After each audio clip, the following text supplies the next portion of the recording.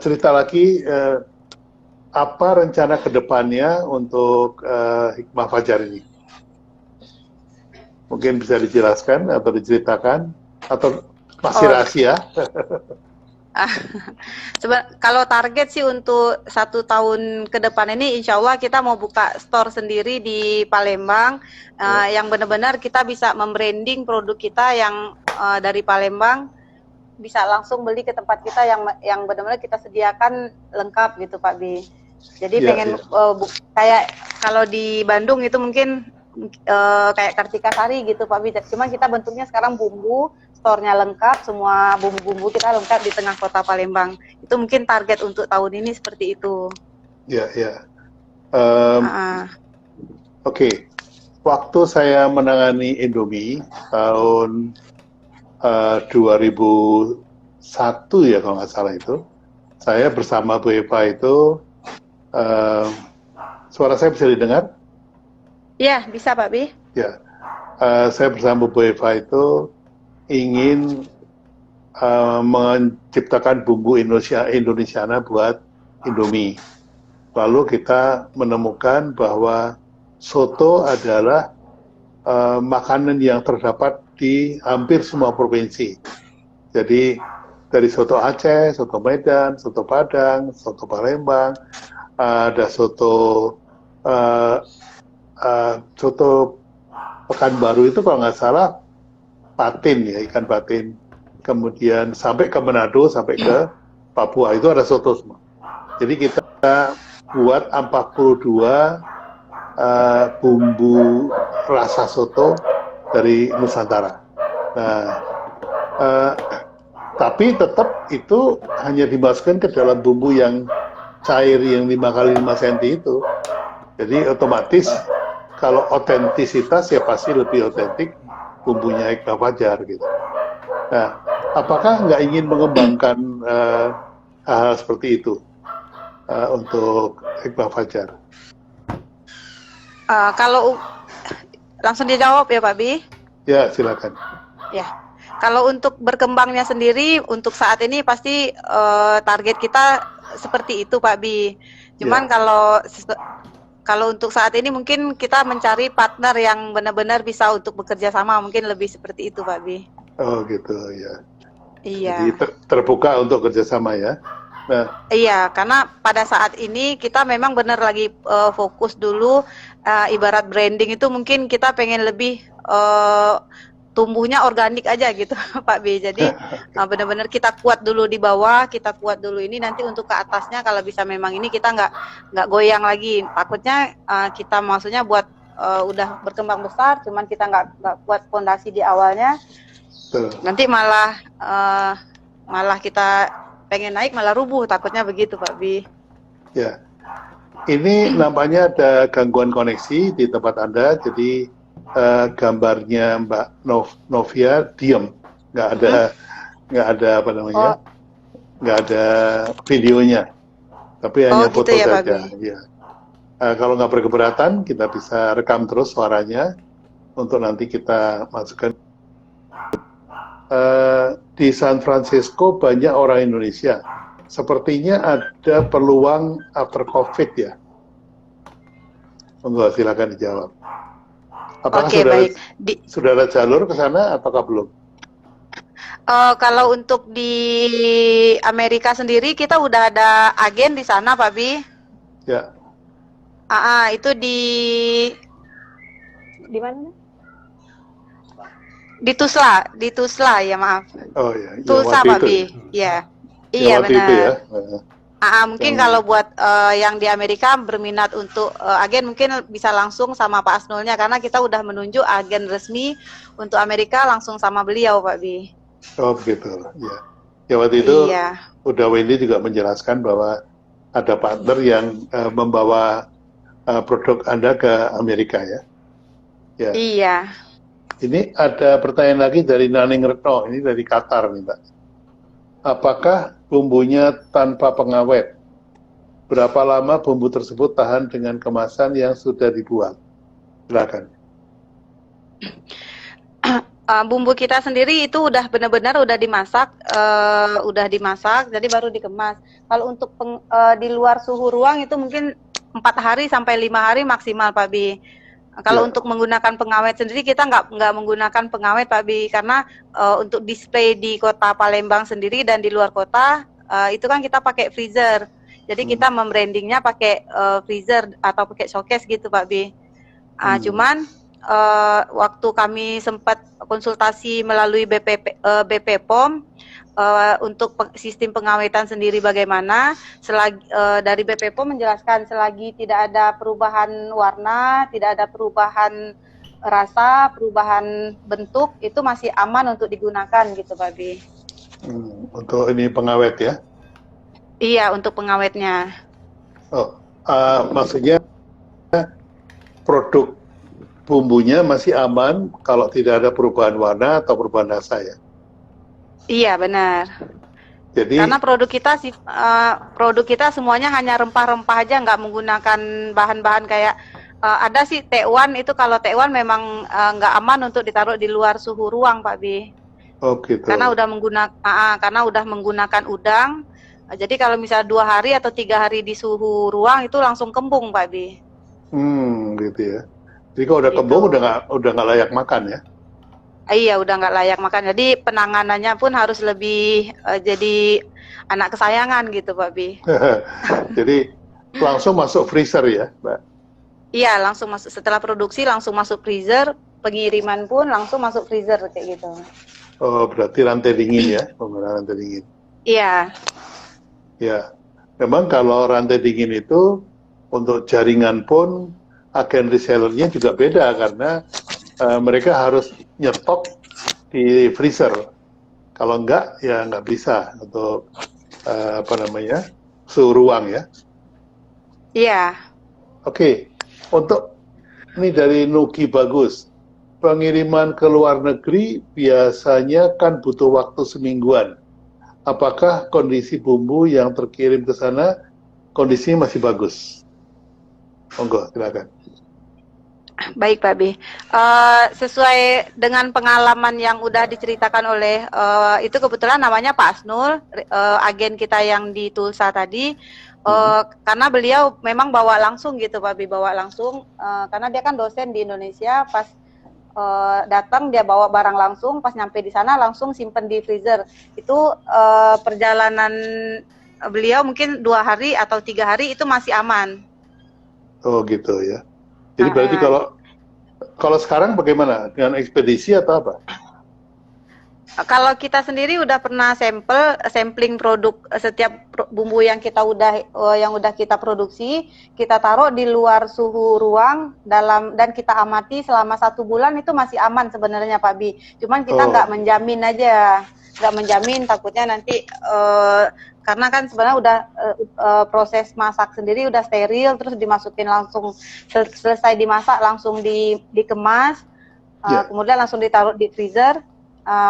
Insya Allah sih kontaminasinya mungkin kontaminasi bakterinya mungkin udah seminim mungkin, masih aman Pak Bi. Cuman kita sarankan kepada konsumen kita untuk penyimpanan memang di dalam freezer biar lebih awet.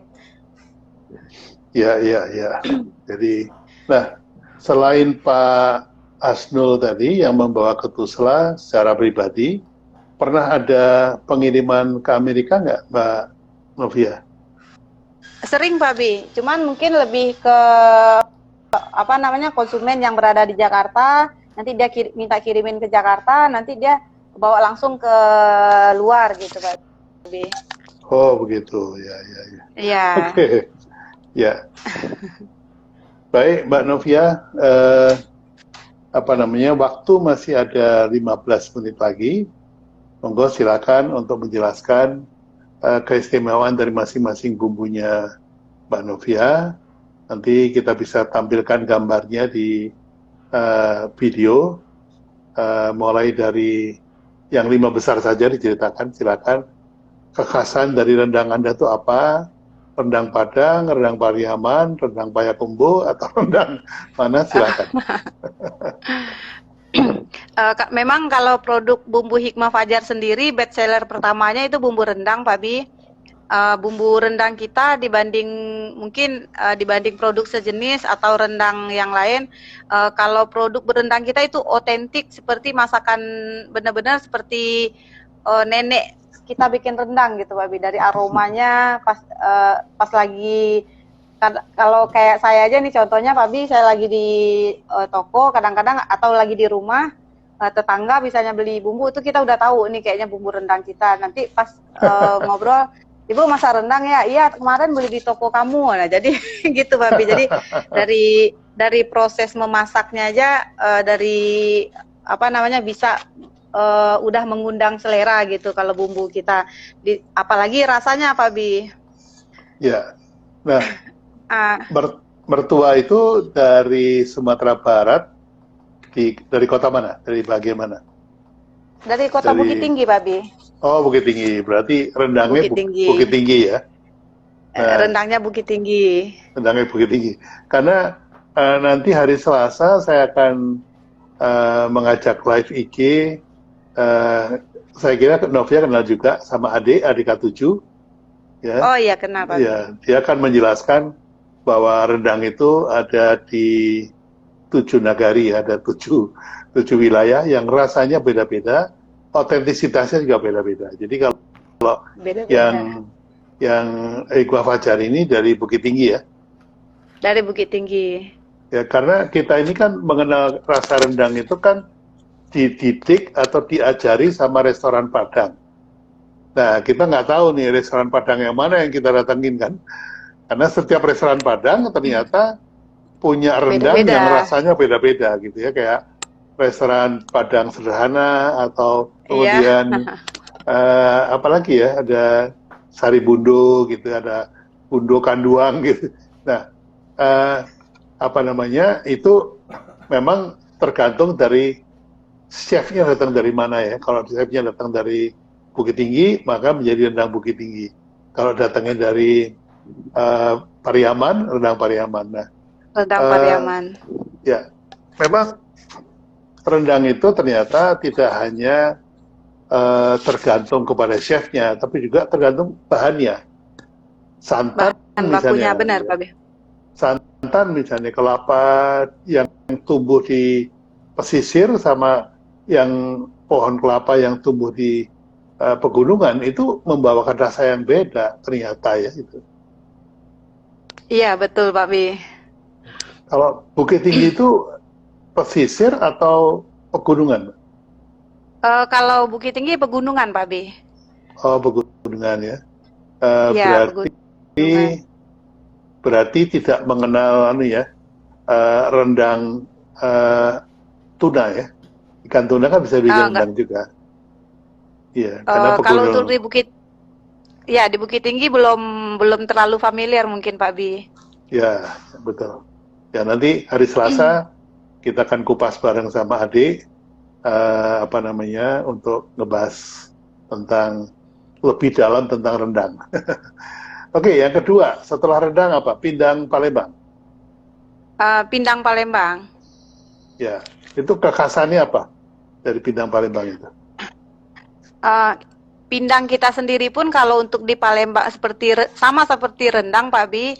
Ya. Pindang itu pun kalau untuk di Sumatera Selatan sendiri juga beda-beda Pak Bi. Ada pindang meranjat, ada pindang sama kayak kalau di Padang dari daerahnya masing-masing. Di Palembang pun sama, ada pindang ada pindang Muara Enim, tergantung daerahnya masing-masing gitu Pak Bi. Cuman kalau yang pindang kita sendiri memang namanya pindang Palembang gitu. Karena memang produk Hikmah Fajar memang lebih menyatukan unsur-unsur daerah yang berbeda-beda kita jadikan satu. Jadi orang yang biasa Muara Enim yang memang atau orang Meranjat yang biasa make yang khas di tempat dia, kalau pas di bumbu Hikmah Fajar, pindang Hikmah Fajar sendiri pun itu rasanya beda. Cuma udah lebih menyesuaikan rasa ke lidah semua orang gitu Pak Bi. Jadi meskipun tidak originnya tidak dipegang, tapi rasanya bisa diterima oleh masyarakat semua umum. Kalangan. Ya, betul. Iya betul. Memang rendang pun juga ada yang seperti itu. Jadi kalau kata Ade itu kalau dikasih rendang yang beneran, itu orang Jawa nggak bisa makan, Pak Pi.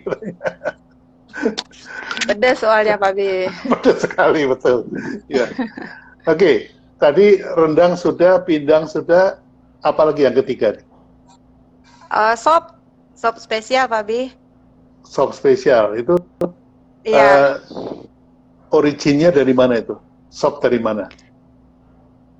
Kalau sop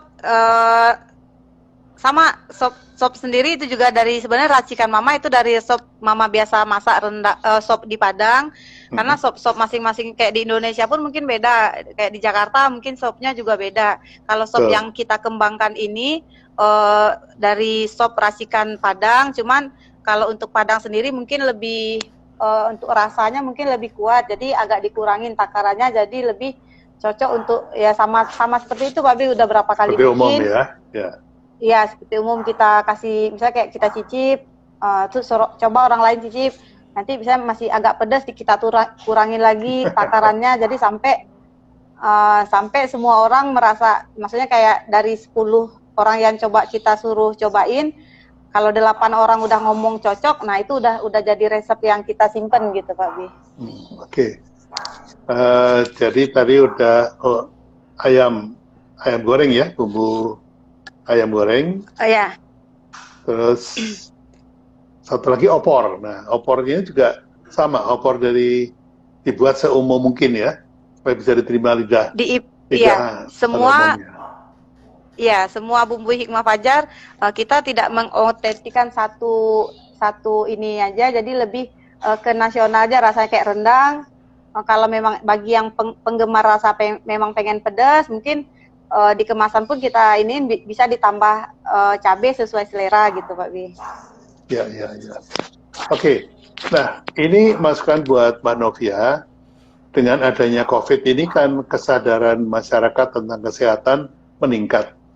Jadi mungkin di kemasannya bagian belakang, atau mungkin ditempel stiker juga boleh kalau belum mau dicetak, ditempel tentang protokol penanganan produksi. Jadi bahwa karyawan sudah cuci tangan, pakai masker, kemudian pakai tutup rambut, pakai baju khusus untuk masuk ke pabrik, sepatu diganti dengan sendal yang khusus, itu bisa ditulis di belakang sehingga sudah mengikuti protokol WHO untuk penanganan produksi pangan. Nah, itu mungkin bisa dilakukan agar supaya konsumen yang menerima itu langsung merasa aman. Insya Allah Pak Bi, itu salah satu masukan yang positif juga untuk Hikmah Fajar. Mudah-mudahan bisa kita terapkan sesegera mungkin Pak Bi. Ya, dan jangan lupa taruh logo ini, Indonesia Spacing the World di belakang, ya, bahwa Anda. Pak Bi. Karena teman dari Jogja itu Mas Irawan sudah menggunakan ini untuk malah ditaruh di depan dia. Kemasan produk. Kemasan produk ya. Jadi kalau yang kalau tidak mau fix dicetak di packaging, bisa menggunakan stiker untuk yang protokol tadi. Kalau ini bisa dicetak langsung di packagingnya untuk mendukung gerakan kita bahwa Indonesia memang spicing the world. Apalagi Anda menggunakan spice ya, menggunakan rempah semuanya. Siap Pak B, siap. Oke. Baik Mbak, waktu tinggal 5 menit lagi. Silakan Anda membuat rangkuman dari bumbu Hikmah Fajar ini. Kalau mau jualan juga boleh, monggo silakan. Dirangkum tentang Hikmah Fajar. Silakan Mbak. Baik Pak B. Untuk semua teman-teman yang udah bergabung, bumbu Hikmah Fajar itu dibuat benar-benar dari racikan dari cinta ibu untuk anak. Jadi bagi mungkin ibu-ibu yang menggunakan bumbu Hikmah Fajar di rumah yang memasak, itu sama seperti bumbu Hikmah Fajar menghadirkan masakan dari ibu untuk anaknya, seperti itulah kami menghadirkan produk untuk ibu-ibu di rumah bagi anak-anaknya. Dan bumbu Hikmah Fajar sendiri diproses secara higienis. Untuk saat ini kita sedang masa menuju SNI, Pak Bi. Insya Allah kalau di tempat produksi yang udah, di tempat produksi yang baru kita udah ini, kita akan menuju SNI. Insya Allah tahun depan paling telat. Dan bagi teman-teman juga yang berminat untuk menjadi mungkin agen atau reseller atau ini, bisa men-tag di Bumbu Hikmah Fajar distributor resmi, Pak Bi. Ada di IG-nya. Oke, bahwa ibu-ibu yang memasak menggunakan Bumbu Hikmah Fajar akan semakin dicintai oleh para suaminya. Nah, suami dan anak-anaknya, Pak Bi. Suami dan anak-anaknya. Baik, Mbak Novia, terima kasih banyak atas waktunya yang sudah diwakafkan untuk berbagi dengan teman-teman UKM yang lain. Dan juga untuk teman-teman, terima kasih atas kehadirannya. Semoga waktunya bermanfaat dan ilmu yang diberikan juga bermanfaat bagi kita semua. Dari saya cukupkan sampai di sini. Wabillahi taufiq wal hidayah. Wassalamualaikum warahmatullahi wabarakatuh. Waalaikumsalam warahmatullahi wabarakatuh. Terima kasih juga kesempatan dari Pak Bi, suatu kebanggaan bagi kami bisa diundang untuk live bersama Pak Bi.